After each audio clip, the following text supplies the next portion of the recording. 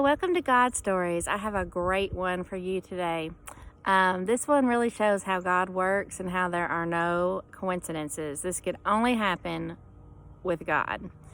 So, as you know, my daughter's senior year is this year, and she was just living her life and had a lot of people, a handful at least, of people she was praying for, hoping that there would be some change in their lives, and just really working the gospel, through living her life. And that was one of the things that really upset her, is that she may not see those people again.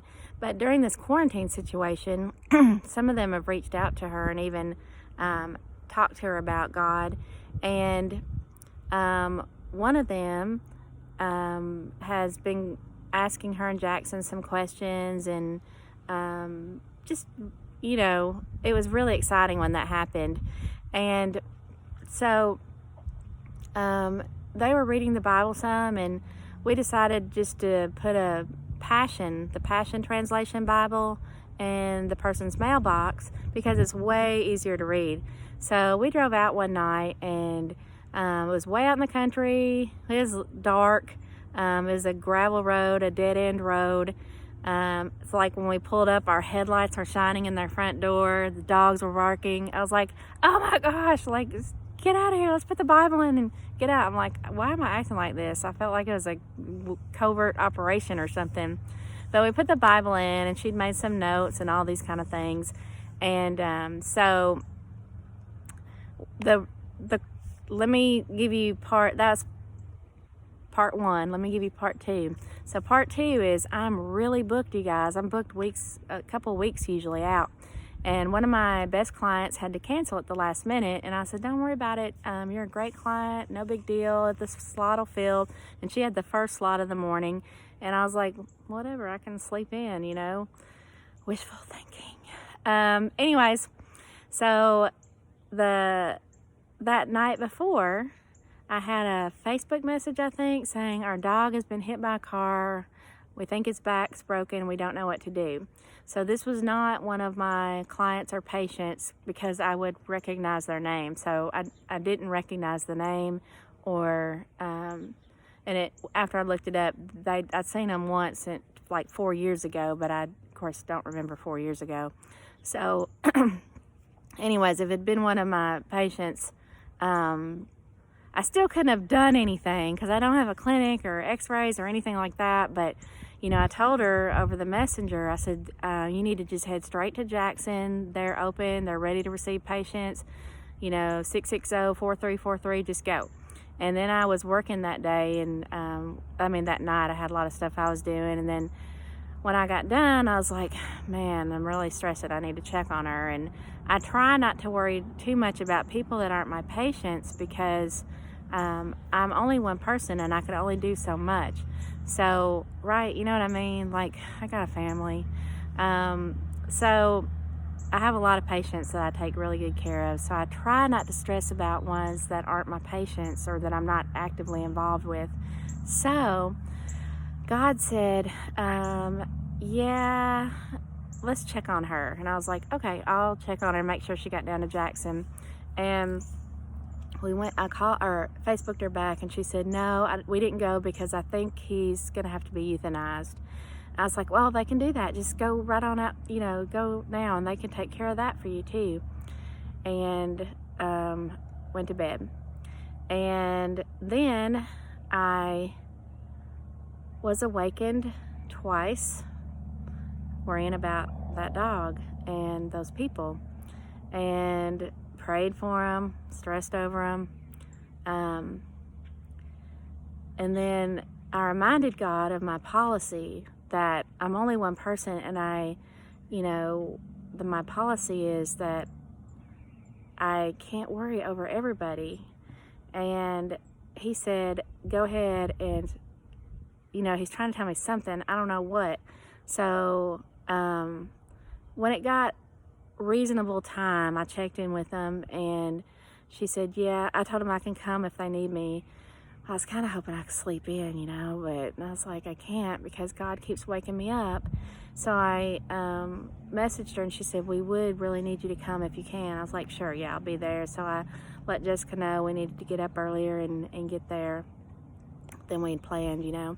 And I really felt like God was telling me I wasn't going to charge for that. And I told God, I reminded him of my policy that my lifelong patients aren't charged for euthanasia, but other people are. And I use expensive medicine, and I'm going up to their house, and I reminded him that, you know, that's how that policy worked. And he just kept kind of prompting me and urging me. And so when I got to work, I told Jessica what was going on, and I said, we're just going to drive there, and then I will assess the situation and go from there.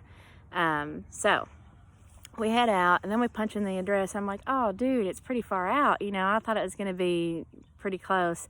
So we drive out in the country, and we keep going, go down this gravel road, and guess where we pull up to? Yeah, that mailbox. The mailbox I put the Bible in. Yeah, that's not a coincidence. That's God. So God sent me there, and I knew it was for a bigger reason than just the euthanasia. The euthanasia, I got pretty excited when I got there because I knew God was about to do something for this family. I didn't know what, but I know he's got his hand on them. Like something is about to go down. Something holy is about to go down. And the person that Ivy was working with was not there. But there was a couple, and I didn't know them. But I was like, do you know so-and-so? And they said, yes, that's my child. And I was like, oh, I said, well, my daughter's Ivy. And she's like, yeah, I know her.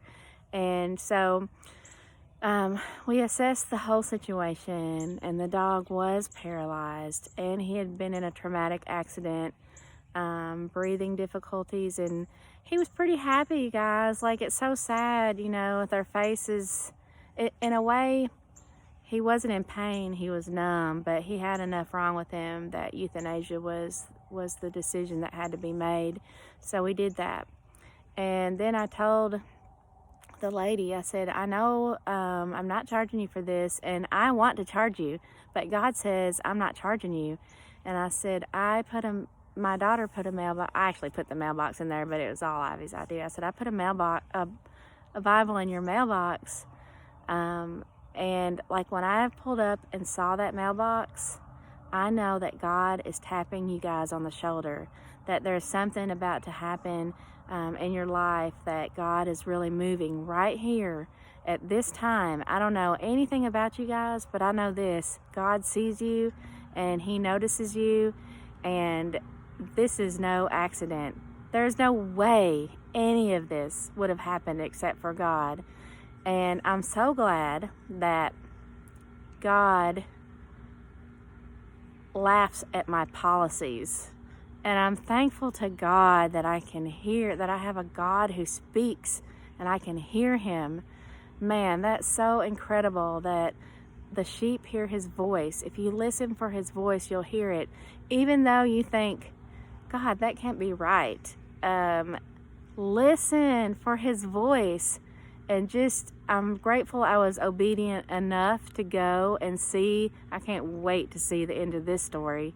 But I'm grateful that I was obedient enough to do it. I should have been a little more go with the flow with him.